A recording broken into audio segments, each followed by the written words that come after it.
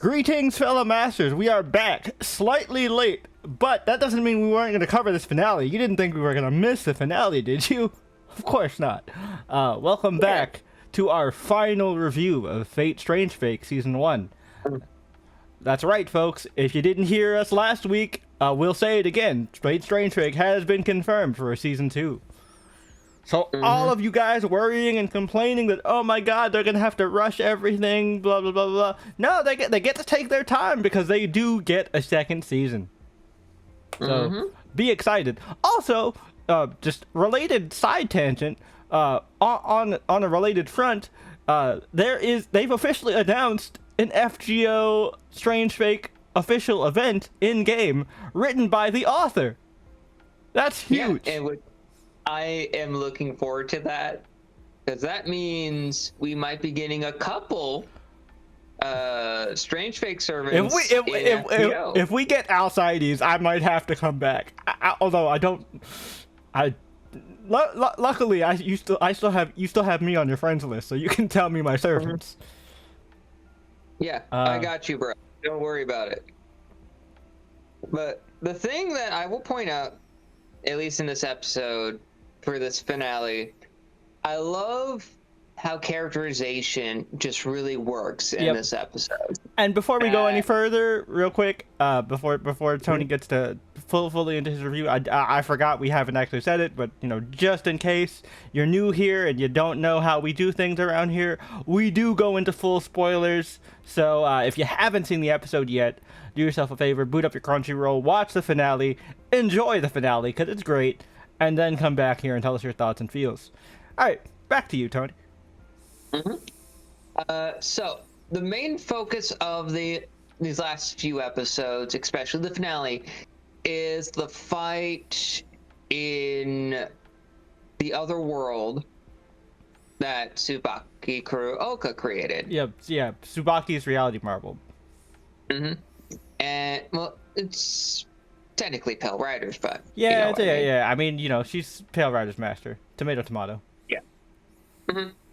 And I like that it's these few episodes, like episode 12 and 13 specifically, is this exploration into motivation for people. It's a lot of discovery for self-discovery for several characters. I think the first thing I want to touch on is we addressed it last week in the episode 12 review. The Kuruokas are just pieces of shit. We really get to see the full extent of it in this, because they talk about how they're just gonna cut off her hand to extract the command spells. They have to go through the trouble of preserving her reproductive organs, and it's just like, oh my god, That's what Magi and the Nasuverse do. Yeah, no, it's disgusting. They're just as bad, if not worse, than the Makiri/Mato clan. And then you have Sigma, who finding his motivation. I really like it. Some people might. I've seen online some people say it's a little generic, but actually, I really enjoy it.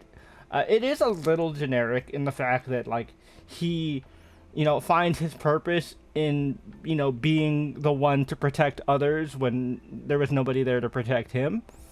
But I also really enjoy the connection he finds with his mother. We get a lot of callbacks to Zero in the finale, and the connection he finds with his mother, because a lot of people really sleep on Maya as a character in Zero because they only kind of see Maya on the surface level as Carrie's assistant / fuck buddy. Yeah, but not the damaged woman that she was. Yeah, and the thing with Maya, and which Sigma points out, is that it's I think I was jealous of my mother because she found her purpose to live. And that is what happened. In Kiritsugu, she found someone to live for, right?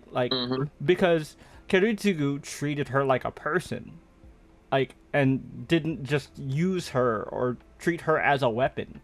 because Kiritsugu himself was a weapon, so he understood her on a deeper level. So that's so like I think that's really cool. It adds a lot more deeper characterization to a character that a lot of people overlook in Zero. Yeah, I agree with that 100%. And one of the things that I find very just cathartic when it came to Sigma's whole discovery of that is how he dealt with the Kuraokas when the specters of Watcher basically were asking him, hey, did you find your motivation? Yep. And I really like it. Like, he has this like triumphant moment of like, well, you know, Francesca said I could do what I'm free to engage however I want, so I am declaring war on you. And that's great because, you know, Sigma's whole thing is a hero's journey. He is supposed to like transcend the world and become the true Lancer, like engrave himself into the throne. Well, there's one thing a hero always needs: their villain. Yep, that much is. And, you know, there we go. I'm also still really curious about how that what that crossbow does and how that works. I'm very curious about that too. So I think now's the time to talk about our guy, our glorious king. Good old Richie. This is probably my favorite part of the entire episode. Because I love Zero. You know, up until this point, I think Zero was my favorite Fate series. I know, like, the season just ended, so there's a lot of recency bias, but Strange Fate, I think, is probably gonna tie at the end of the day. Like, I usually I save this kind of thing for the end of the review, but I honestly think Strange Fate is on par with Zero in terms of quality. And I love what they did, not only A1 Pictures living up to their name and giving us A1 reanimations of, you know, all the key moments of Zero, especially the Banquet of Kings, and also bringing back the voice actors from Zero as well, which was really cool. Although they did not actually use the same voice actor for Saber from Zero. They're using the current Saber that they've used ever since, I want to say, the Camelot movies. Yeah. I mean, it didn't sound too terribly different, at least to me. It's not. It doesn't. No, there's not a big difference. The only way you would know is if you're like a hyper obsessed Fate fan, like us, and like I pay attention to that kind of shit, and like you'll notice that every company that has Fate has their own Saber. You know, Dean had their own Saber, like Arturia. Ufotable had their own Saber, and then they switched their Saber. And then A1 has their own Saber. And A1 Saber has been the default Saber for that and FGO, because A1 also handles a lot of the FGO PVs as well. So I guess to like keep total synergy, they've just used A1 Saber. Which, again, I like her voice. I just, my teeny tiny fan nitpick is that she does not have a British accent. Yeah, and that's going to be consistent. I mean, Richie doesn't have one either. Yeah, he should have a bit of a French accent. That's still one of my things. I feel like she should have a British accent. Like, if we ever get to see Napoleon in anything, he better sound French as fuck.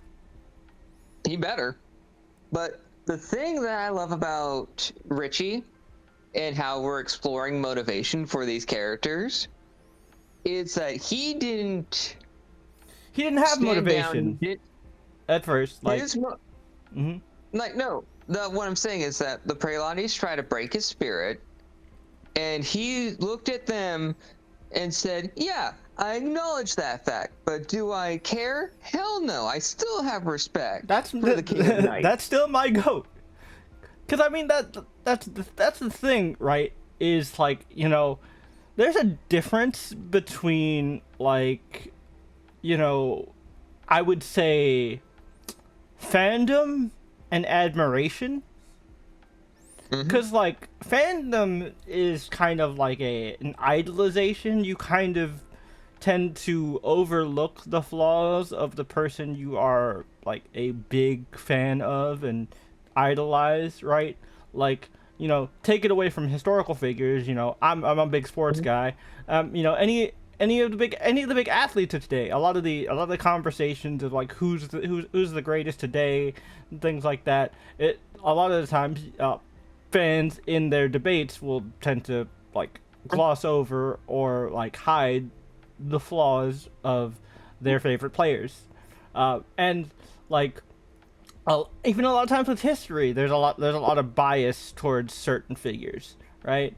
That old adage of history being written by the victors and all that. But the like Richard, like as someone who has dedicated himself to studying Arthurian lore and legend and like really kind of admiring all the nuances of it, like just respects everything about Arturia. And that's right, dub, Arturia.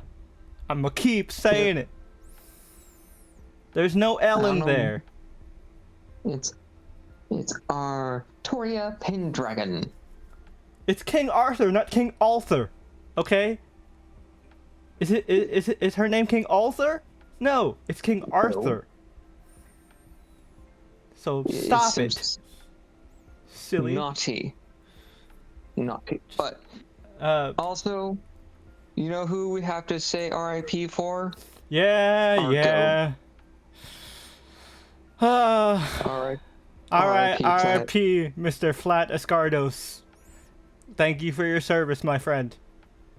And what's going to happen next season? It's going to be insane. It's going to concern our fallen friend here. And of course they do the cliche of, oh yeah, Ayaka, I know what your issue is. Your body is. Of he course. got got by 2 sniper shots. God damn. But next season's gonna go ham. Yep. I know it, but that's just us giving like the Teaser. theme of the theme of these episodes, and I think that's perfectly fine. Yeah. It's more so when it comes to Fate itself, we want to explore not only the servants, the cool fights, all that stuff. There's also theming and motivation. And that's why I like to put Strange Fate on the same level of Zero, because like the other series that we've experienced anime wise, right? Like, you know, UB Dub, you know, regular Fate Stay, you know, Extra. Yeah, Last Encore. Yeah. Is a trip. Yeah, Extra Last Encore and you know, Apocrypha. A lot of those are mainly focused on the fight. Yes, there are really good character moments in between there, but a lot of the stuff people remember those series for are the big fights, except for Last Encore, where it was just all crazy ass lore dumps that just kind of overwhelmed people. And it was treated more like a fever dream than anything else, but yeah, but the thing with Zero and Strange Fate, to kind of bring my point back, is that like they are more focused on character, right? Like we act, like with the exception of, I would say, like Cainith, but I mean Cainith is more of a plot device for Waver's story. Yeah, and he was also the most Clock Tower mage to ever Clock Tower mage. Yeah. Every master in Zero and every servant pair like had a story, had their own characterization, and had a very clear defined arc. And I think that's Zero. Strange Fate is the only other Fate series like in modern Fate to have matched that. I agree, and I think at parts it exceeds even Zero. Oh, yeah. In terms of those perspectives. Like, one thing I will say, just to bring my point home, is the characterization of Jester. This man, well, this entity, this dead apostle. He wants to bring about the end of humanity. Yet, this man's motivations change because he was infatuated by one human. Yep. One. And he's called out by one of his betters, which we actually get to see. Holy shit. The first ever, like, on-screen reveal, anime appearance of one of the fucking vampire kings. Yep. One of these dead apostle ancestors. These crazy powerful individuals. And I find it fascinating that they all teamed up to just disorient this man. Yep. They didn't even kill him. Yep. Which I am proud of Flat that he got his big hurrah before his end. Yeah. Cause he just called out Jester, and I think that's one of my favorite things about the theming of motivation. I think the story, it's like Strange Fake itself, is a dissertation on motivation. How motivation just drives people. The way I kind of see it for me is Strange Fake feels like Fate's attempt at a deconstruction on what it means to be a hero. Right? Yeah. I can see that too. Because you see it from a bunch of the different angles. You have like the traditional hero in Richie. You have the like reluctant hero in Ayaka. And, you have the tragic heroes in Tsubaki and Sigma. And then you have the unlikely hero in Flat, who seems like your comedic relief but is the GOAT. Yeah, and also you get motivations and ambition like Faldius and all the other. Yeah, and like Orlando and, you know, even to a degree, Prelati. Yeah. Like the Prelatis themselves are a perfect example of ambition and just for the lulz. Like, yeah. Even though they're just they're doing things for shits and gigs, they are also motivated by a singular ambition. Their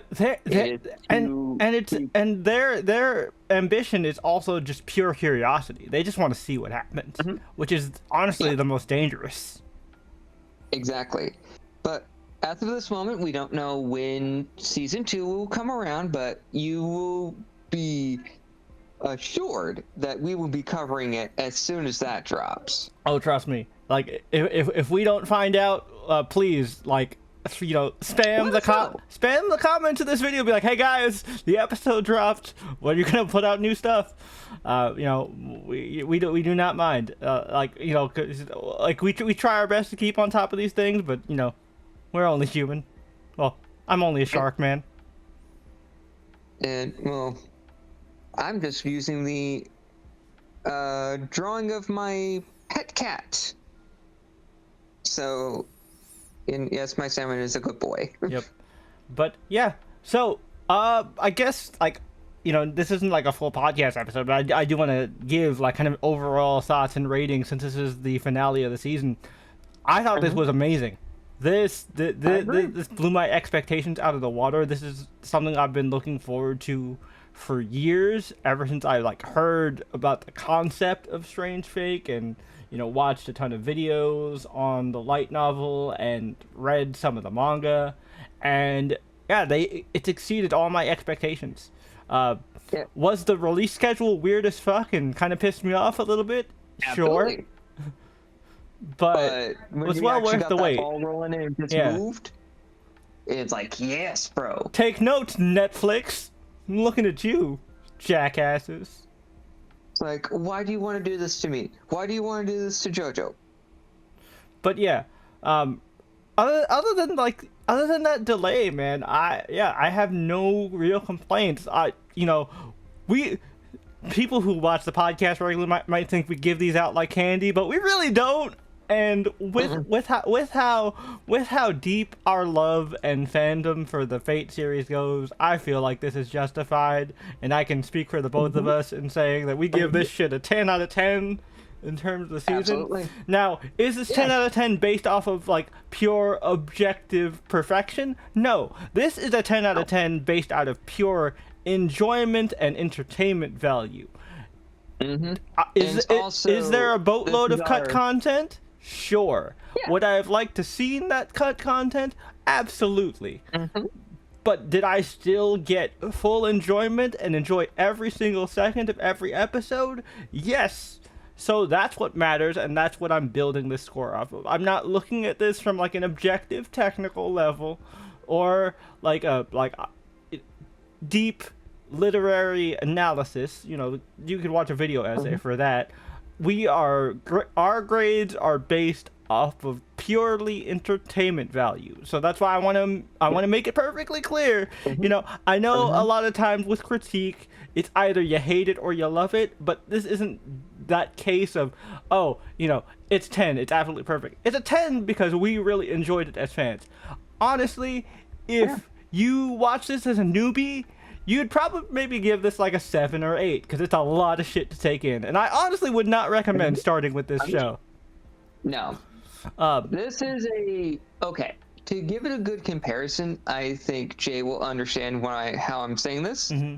It's like an anniversary season for like a Power Rangers season, or like any other big show that's like has multiple different casts of characters that do big things for anniversaries. Yeah. This is a Fate series for Fate fans. If you are a long time Fate fan and just lover of the Nasuverse in general, because a lot of Nasuverse elements like get incorporated into here, this is the series for you. And that's why we rate this so highly. And also, Narita first made this as a joke, which is hilarious. That is just the greatest flex of all time. But Nasu and the other folks of Type Moon thought this was awesome. They were like, I bet. Let's do it. Oh, man. From the prologue alone. But anyway, yes, I agree with Jay. This is a 10 out of 10 season purely for the fact that we are big fans of the Nasuverse. Yep. And sure, we have our criticisms of a lot of things. It's more so like on a character by character basis. And they're mostly like nitpicks.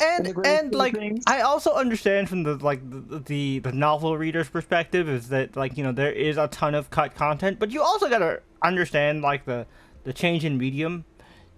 You can explore a lot more in a novel than you can in a 24 episode anime. In this case, 13 episode anime.